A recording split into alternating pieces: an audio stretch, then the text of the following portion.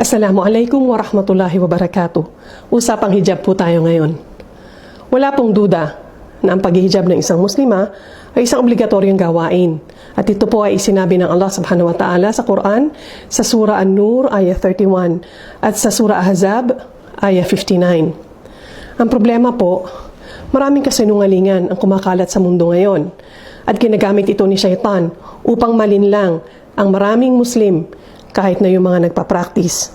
At itong mga kasinungalingan po na ito, kahit sa hijab na dadala ni Shaitan. Bago po natin simulang pag-usapan kung paanong nagagamit ang panilinlang na ito ni Shaitan sa hijab, simulan po natin sa pundasyon. Una, tayong lahat ay nasa paglalakbay. Pangalawa, ang ating gustong marating ay ang kalugdan tayo ng Allah subhanahu wa ta'ala.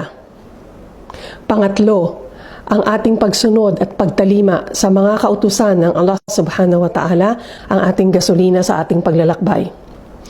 Ito po ngayon ang nangyayari kung paano tayo nanininlang ng Shaitan na isinumpa ng Allah subhanahu wa ta'ala. Unang-una, sinasabi niya sa atin na ang hijab ay korona. Ito ay korona ng mga tao na perpekto o nasa mataas na antas ng pagkarelihiyosa. Pangalawa, sinasabi niya na kaya hindi ka muna dapat maghijab dahil hindi ka pa naman ganun kareliyosa. Kulang pa ang pagiging Muslim mo. Kailangan mabuti ka munang tao, mabuti ka munang Muslima, relihiyosa ka bago ka maghijab. Pangatlo, doon naman po sa mga nakahijab na, sinasabi ni Shaitan, binubulungan tayo, hindi ka pa naman ganun karelihiyosa.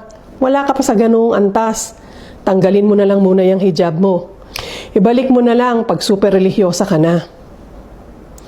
Ngayon, isipin po natin, iyang mga sinasabi na yan, ang mga bulong-bulong na yan ni Shaitan, ay pawang kasinungalingan at hindi matuwid. Bakit kanyo? Kasi po, ang hijab, tulad ng nabanggit natin doon sa pundasyon, hindi siya korona. Hindi po yun ang ating destinasyon. Ano nga ba ang ating destinasyon? Di ba ang ating destinasyon ay yung kalugdan tayo ng Allah subhanahu wa ta'ala? Ang hijab po ay isa doon sa mga gasolina na pwede nating gamitin, na ating gagamitin upang tayo ay kalugdan ng Allah subhanahu wa ta'ala. Dahil ang paghihijab po ay pagsunod sa kanyang utos. Hindi po ba? Kaya yung sinasabi po ni Shaitan na ang paghihijab ay para doon sa mga relihiyosa, sa mga perpektong Muslima, yan po ay napakalaking kasinungalingan. Although, marami na rin po kaming narinig na ginagamit po nila yan sa kanilang sarili. Ginagawa po nila yung excuse para hindi po sila magsuot pa ng hijab. Sinasabi nila sa kanilang sarili na hindi pa naman ako nararapat para magsuot ng hijab. Ang problema nga po dyan ay hindi naman po korona ang hijab para doon sa mga relihiyosa. Ito po ay pagsunod at pagtalima sa utos ng Allah subhanahu wa ta'ala upang tayo ay kanyang kalugdan. Ang paghihijab po ay gasolina sa ating paglalakbay. Ito ay pagsunod sa kautusan. At pag tayo po ay sumusunod sa kautusan, tayo po ay kalulugdan ng Allah subhanahu wa ta'ala. Ngayong napag-usapan na po natin na importante talaga ang paghihijab at ito ay pagsunod sa kautusan ng Allah subhanahu wa ta'ala, isa sa mga obligatoryong gawain ng isang Muslima, maaari din nating sabihin na yung mga lalabas ng bahay na hindi nakahijab, parang sinasabi nila na, tingnan nyo ako, sumusuway ako sa utos. Alam po natin, mayroong mga rason ang ibang mga tao kung bakit hindi sila nakapagsusuot ng hijab, yun po ay sa kanila na at sa kanyang Panginoon. Pero generally po, sa mga Muslima, kailangan tayo ay nakahijab. Ito po ay pagpapakita na tayo ay tumatalima at sumusunod sa kautusan ng Allah subhanahu wa ta'ala sa ating sarili. Alam natin na ginagawa natin yun dahil gusto tayong kalugdan ng Allah subhanahu wa ta'ala. Ngayon po, pag-usapan naman natin ang mga requirements ng hijab. Kasi tulad po ng ibang pamamaraan ng pagsamba o yung mga gasolina na ginagamit natin upang kalugdan tayo ng Allah subhanahu wa ta'ala, katulad po ng sala, o Hajj o Umrah, meron po silang mga requirements o may mga tamang pamamaraan kung paano po natin sila gagawin. Ganon din po sa hijab.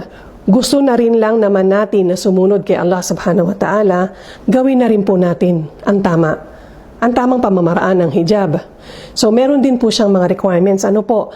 Ang una po dyan, ang hijab ay iyong nakatakip ang buong katawan ng isang muslima. Ang maaari lamang makita ay ang mukha at ang kamay. Meron pong authentic hadith tungkol dyan. Ang pangalawa po sa requirement ng hijab, kailangan hindi siya hapit. Kailangan hindi siya yung masyadong masikip. Marami po tayong nakikita, nakatakip nga ang buhok, pero naka-t-shirt na fit. Tapos yung kanila pong pantalon ay skinny jeans o yung talagang hapit. Hindi po hijab ang tawag sa ganoon. Hindi rin po tayo pwedeng nakatakip ng ulo o nakakulumbong lang tapos nandun sa likod ng ating tenga, nakasampay dyan at naka-short sleeves. Hindi po hijab ang tawag doon. Ang tawag po doon, takip sa ulo. Hindi rin po hijab yung pag ang ating balat ay nakikita dun sa ating suot na hijab. Yung tinatawag pong see-through. So, ang hijab po ay hindi kailangang see-through. Kailangan po sa hijab, unang-una, tulad po ng sabi natin, takip lahat, hindi masikip, hindi hakab ang katawan, at hindi see-through. Dinagdag din po ng mga ibang scholars na kailangan ang hijab, pagsuot natin, I'm talking about yun lang pong damit, no? Yung ating pong hijab ay hindi umaalingasaw yung amoy ng pabango. Hindi po natin pwedeng lagyan ng paliguan ng pabango ang ating hijab na kung saan minsan naglalakad tayo, 3 metro yung tao sa layo natin, inaamoy pa rin yung ating kabanguhan. Hindi rin po tayo pwedeng magsuot ng kasuotan na para sa mga lalaki lamang. Yan po mga kapatid ang basic na mga requirement ng paghihijab. So, inshallah po, kapag nagdesisyon na tayo at inshallah ay gustuhin natin na sundin ang kautusan na ito ng Allah subhanahu wa ta'ala, alamin din po natin kung paano natin ito gagawin ng tama. Sa pagtatapos po, mga kapatid naming muslima, ito po ang aming paalaala. Ang hijab ay pagsunod sa kautusan ng Allah subhanahu wa ta'ala. Ang Allah subhanahu wa ta'ala na siyang tanging tagapaglikha, na siyang tanging nakakaalam kung ano ang makabubuti sa kanyang nilikha at hindi. At minarapat po niya na ibigay ang kautusan na ito tungkol sa paghihijab ng isang muslima. Huwag po tayong magpaninlang kay syaitan na ang hijab ay para lamang doon sa mga super religyosa o para doon lamang sa mga nakatapos sa madrasa o sa turil o doon po sa mga nakapag-hajj na. Ito po ay kasinungalingan. Huwag po nating lantarang ipakita na tayo ay sumusuway kay Allah subhanahu wa ta'ala sa paglabas natin ng hindi tayo nakahijab. Nawa ay gawaran po tayo ng Allah subhanahu wa ta'ala ng lakas at gabay upang ang ating pananampalataya ay lalong tumibay, upang tayo ay magnais na sumunod sa kanyang mga kautusan at tayo ay kanyang kalugdan. Assalamu alaikum warahmatullahi wabarakatuh.